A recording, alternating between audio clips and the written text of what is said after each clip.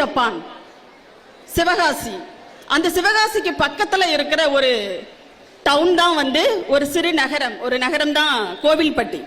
அதுக்கு பக்கத்துல ஒரு கிராமம் தான் என்னுடைய கிராமம். அங்கதான் நான் படிச்சேன், அரசு பள்ளியில தான் படிச்சேன் நானு.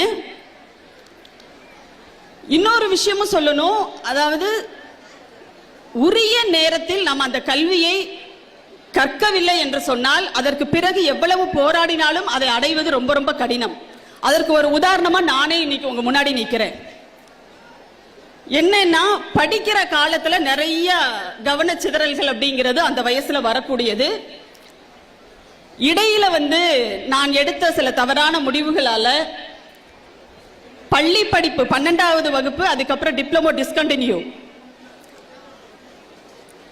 அதுக்கப்புறம் படிக்கணும்னு ஆசைப்படுறேன். ஆனா என்னுடைய வாழ்க்கை சூழல் எனக்கு அப்படிப்பட்ட ஒரு வாய்ப்பை கொடுக்கவே இல்லை.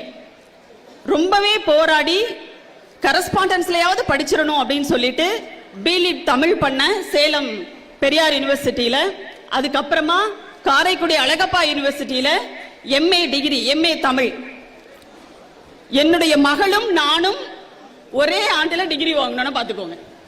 அப்போ உரிய காலத்தில் கல்வியை தவற விட்டதனுடைய விளைவாக ஒரு டிகிரி வாங்குறதுக்கு நானே எத்தனை வருஷம் காத்திருக்க வேண்டியது இருந்ததுன்னு பாருங்க. அதனாலதான் நம்ம பெரியவங்க எல்லாம் சொல்லுவாங்க, காலத்தே பயிர் செய். எதுக்காக அப்படி சொல்லியிருக்காங்கன்னா, சரியான பருவத்தில் நீங்கள் பயிர் செய்யலன்னு சொன்னா அறுவடையில என்னதான் மிஞ்சும்? வெறும் பதர் தான் மிஞ்சும்.